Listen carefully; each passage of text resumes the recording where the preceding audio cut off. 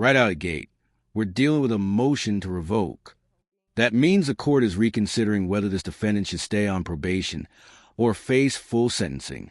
The stakes? Huge. Motion to enter adjudication of guilt and revoke community supervision, and First Amendment motion to enter adjudication of guilt and revoke community supervision with your attorney. Did you understand it?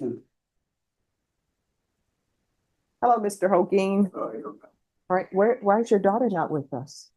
I'm used to seeing her now. Is she back in school or studying? You need to talk to her. She took the LSAT. Yay. I'm giving up to take any different. I'll tell you something. I think she did great, but she's good the stars.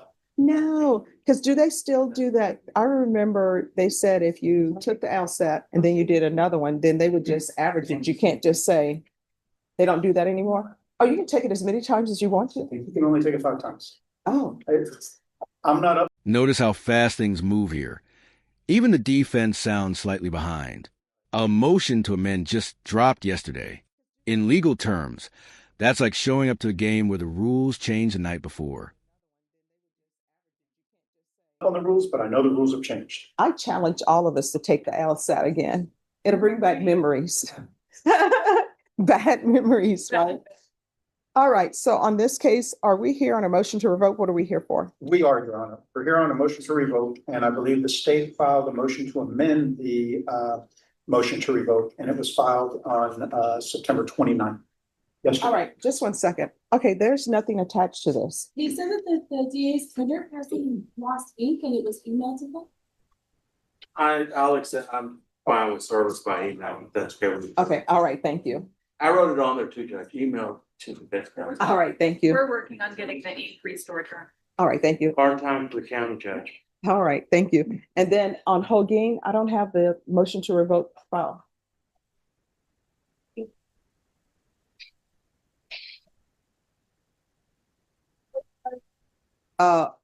Hogen.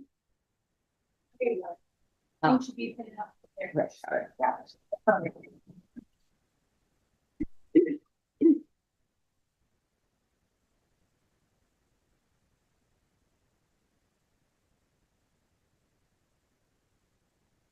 And so it's set for today. And what is the issue? Your Honor, the first amendment was filed yesterday. This is the first chance I've had to get to talk to my client. I was wondering if I could have some time to prepare him and talk to him about this case. All right, do you have the original motion to revoke? Because I only have the First Amendment. Where's the original? Would a copy suffice? Bashad is bringing it. Oh, Thank you. We made it. Here's where legal reality kicks in. No lab results, no solid proof. Without that evidence, the new charge is basically running on fumes. The judge spots it immediately. Sharp move.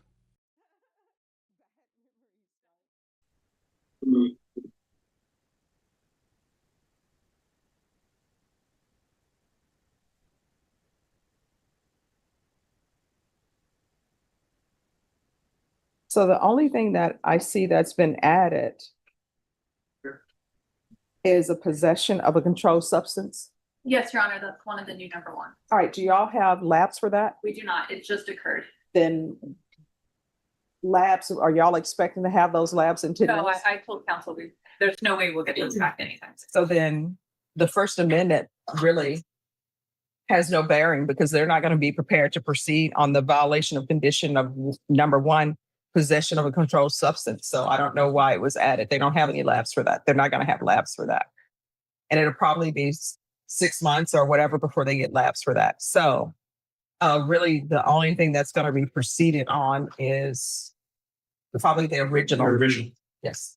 Can we on that right now? Yes. Safe? May I see the? Yes. And just mention the one thing.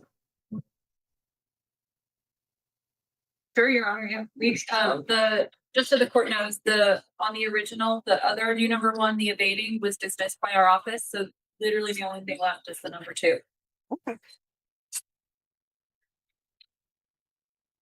Can I have a file stamp, please?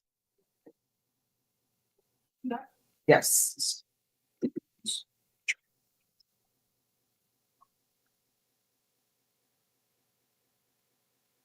So is this a case that criminal trial division or is family violence going to handle? Because there's nothing that will be left in here that is criminal trial division. The evading has been dismissed. Your Honor, my understanding before that was the discussion is that we were going to handle it, but I haven't conferred with family violence since. All right, if you want to confer maybe with family violence, because it appears that the only thing on this motion is going to be failure to submit. And we're gonna plead truthfully. Okay.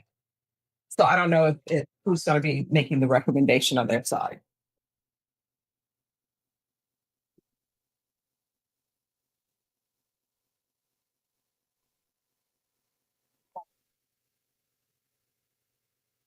Your Honor, I'll proceed on. All right, the court is calling 2024 CR 0077778 State versus Christian Grant Hogen. Can I have parties announce? Melissa Albin for the state. And Eric DeWalt, I represent Mr. Hogan. And are you Mr. Hogen? Yes, ma'am. Did you review the document entitled Motion to Enter Adjudication of Guilt and Revoke Community Supervision and First Amendment Motion to Enter Adjudication of Guilt and Revoke Community Supervision with your attorney? Did you understand it? Yes, I did.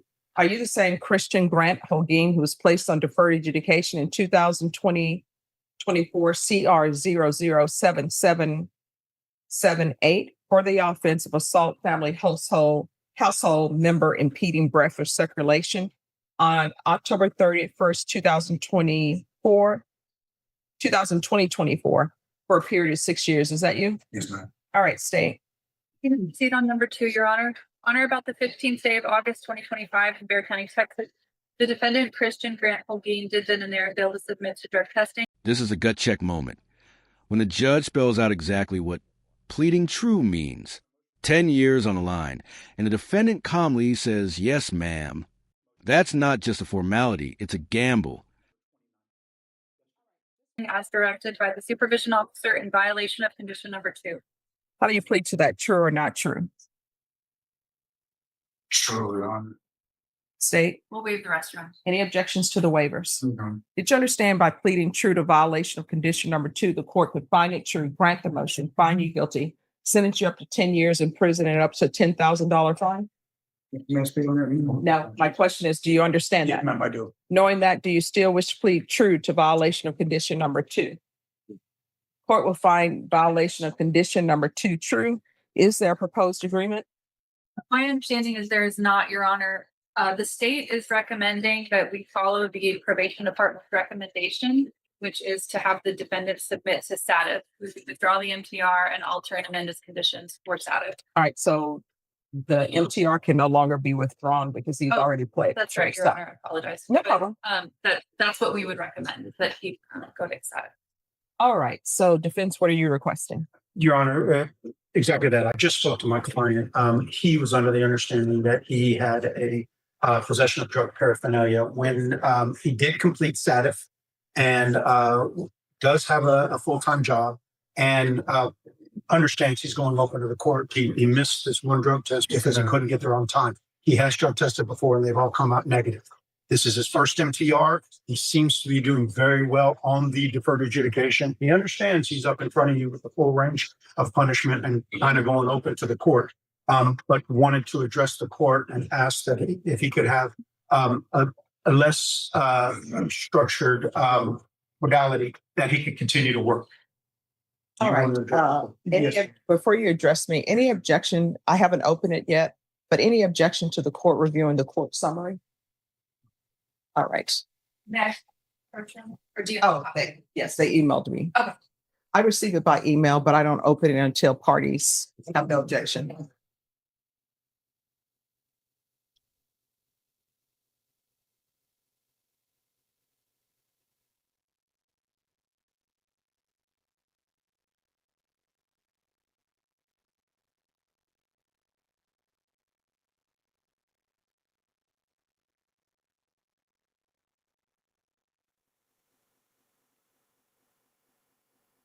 All right, probation, what are you recommending?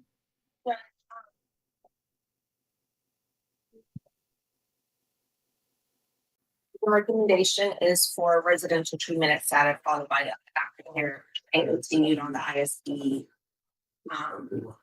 case. Is it possible to do just do the aftercare portion, or has the time frame between being in SATA? Well, he didn't do SATA the first time, Judge. He did. The judge just delivered one of the most powerful lessons in probation court. One violation is enough. It's not about quantity, it's about compliance. And she's driving that point home with precision. Local ISF. Ah, okay. So as we know, local ISF is more geared to cognitive, and then the SATA has that substance abuse. I was in the midst of looking up why he did not qualify for a drug court. If you would Yes, like to know that. yes. And then you want to raise your right hand for me? Yeah.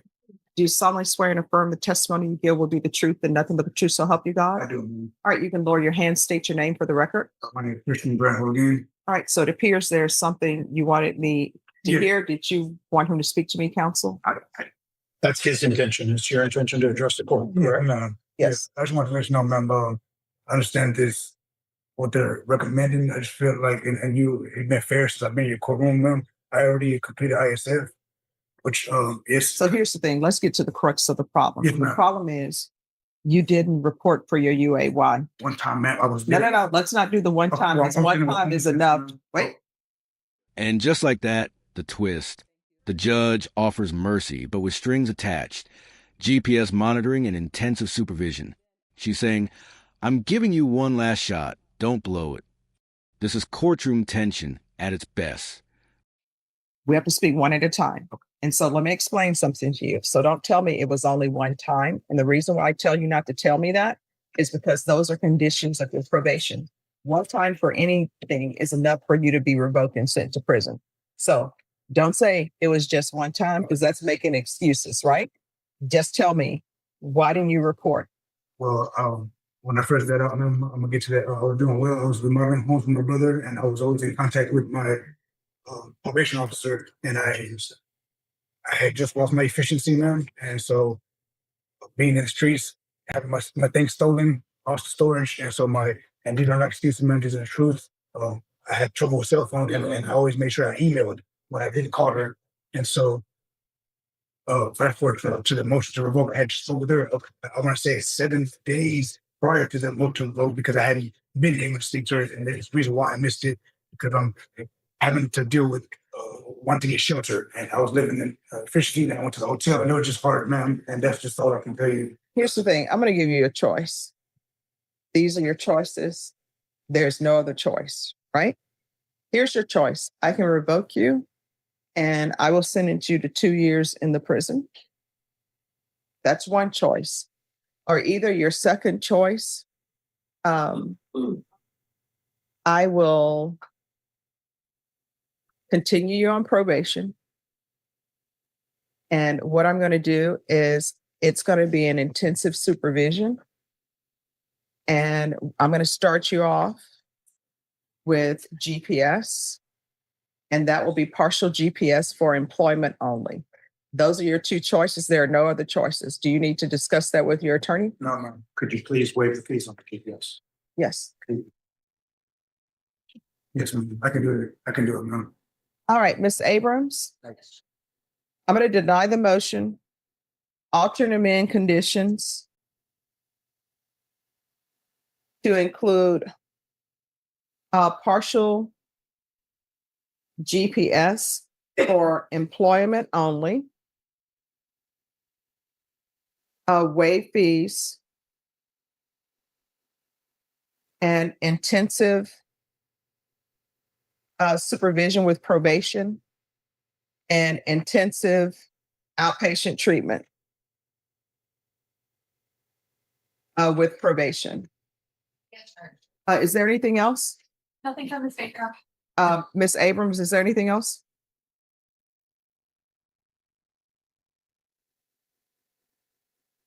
No, sir.